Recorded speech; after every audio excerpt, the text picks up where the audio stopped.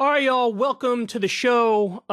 Today I look like a 1900s robber baron because I'm in my robber baron weird brown jacket. Every time I wear it, I feel like I'd be like, chip, chip, cheerio. Yeah, do you like my jacket? I got it at the parlor. Anyway, so weird start, but a lot of stuff to talk about today. There is an internal war going on between Trump insiders. So back when Trump was president, he had all of his little underlings. They all got along, or at least pretended to get along. Ooh, boy, now the gloves are off because two of the top people in his administration want to be president. And so, whoo, they're vicious, and I am extremely here for it. We also have Kyrsten Sinema getting absolutely shredded by her new challenger. She has a challenger to her left, so we'll talk about that. And later on, we have Republicans going more extreme than anybody even thought possible on the issue of abortion, where they want to ban a woman going from one state where abortion is banned to another state where it's legal. They want to try to ban that. So you just want to ban, like, free movement within the United States of America? That's not, like, I don't even think that would survive a legal challenge. Like, what are we talking about here? Anyway, so without further ado, let's go ahead and get started. So John Bolton, everybody knows who John Bolton is. Massive neocon, warmonger, warhawk. I think he literally showers in the blood of dead babies. Like, he is, he's terrible. He's as bad as it gets. He's one of the main reasons why the U.S. never entered into the International Criminal Court, and we put our middle finger up to all international law. He's advocated relentlessly war in Iraq, war in Afghanistan. He wanted to, Libya, topple Gaddafi. He wanted to go into Syria. He wants to go into Venezuela. Like, he's just on nonstop war. He only can get hard if we're at war. And not him. Definitely not him. You. He's what we call a chicken hawk. He runs and hides, but everybody else, you better go to war. You better go to war. Okay, so you got John Bolton. He wants to run for president.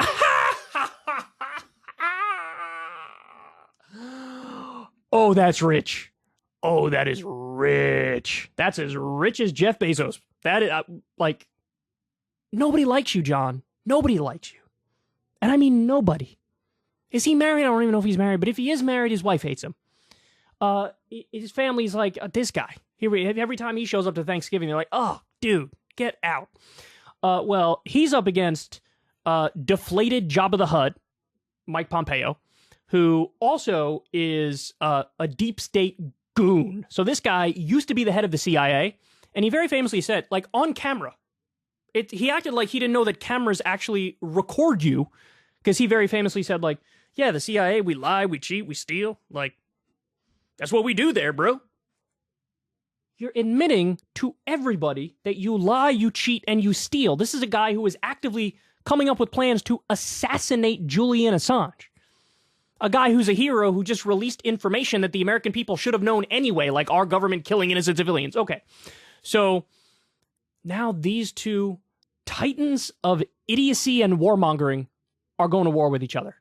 So here's what happened.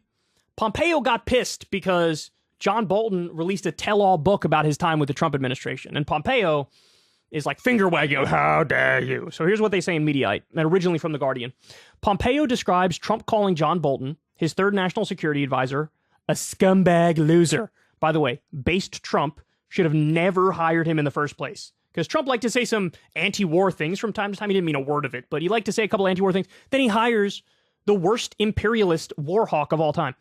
After being fired, Bolton produced a memoir of his own, The Room Where It Happened. Trump sought to prevent publication, but the book was a bestseller.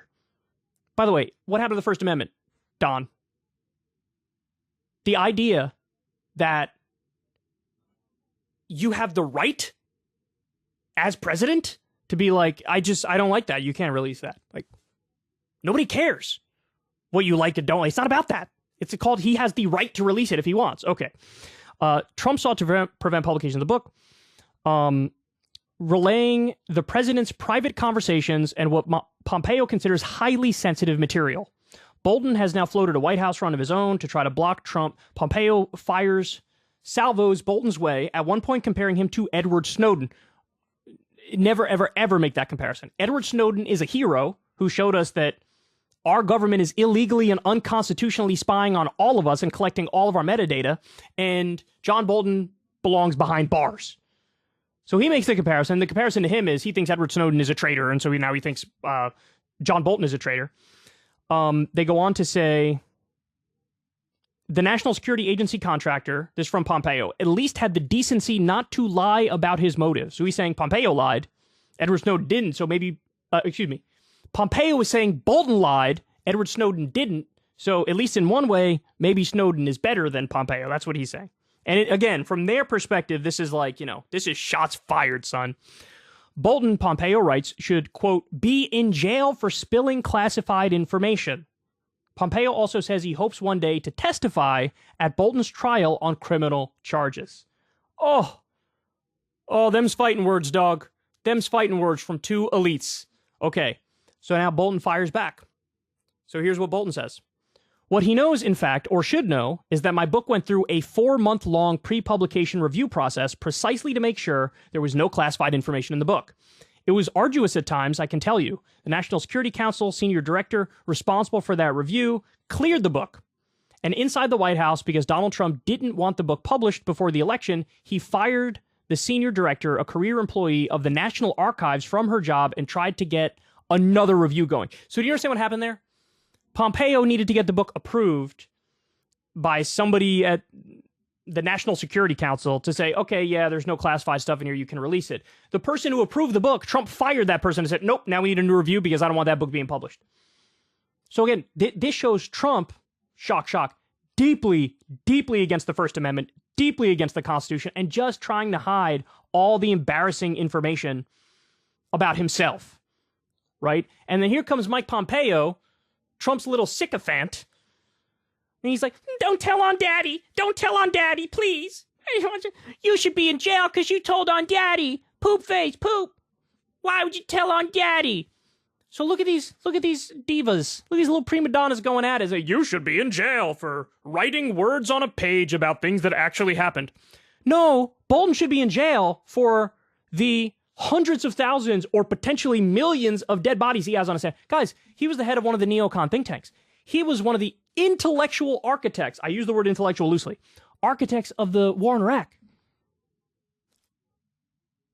Trillions and trillions of dollars later, hundreds of thousands of innocent dead civilians later, and he's just, he's prancing around on the book circuit and pretending like he's going to run for president and he has any prayer in hell.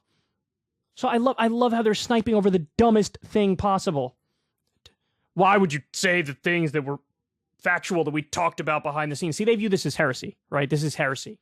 You're breaking the Washington elite code of ethics where it's like, hey, when we talk about all the crimes we do, no, you're not allowed, don't take it out of this room because then we look bad. Mike Pompeo and John Bolton. So, by the way, again, why is this happening? The answer is very simple. They both want to run for president. They both want to be president. So Pompeo's going with the argument of like, this guy's a traitor to Trumpism. He's a traitor to Republicans. He's a traitor to the cause. He's publishing classified information, bro. And this is a way of Pompeo to snuggle up a little more to Trump. And look, it ain't going to save you, dog. Because if Pompeo runs and he wants to, and Bolton runs and Trump runs, Trump's going to behead both of you. Like, who are we kidding? This guy's going to eat you alive. Okay. There's not even a theoretical argument you can make for Pompeo or Bolton, right? Like, they are just vicious neocon hacks, and they also have no charisma and no personality. So what do you offer? At least Trump is entertaining. What do you offer? Unbelievable. So they're going to war, man. They're ripping each other apart. And I love this trend that we're seeing.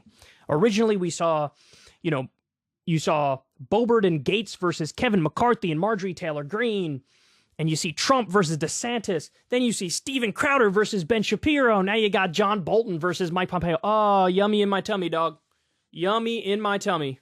Keep it going, keep it going, keep it going, and I'll be watching. Hey, y'all, do me a favor and like and subscribe. It helps out big time in the algorithm. Click the bell as well for notifications when videos drop. And watch that video on screen right now. You know you want to.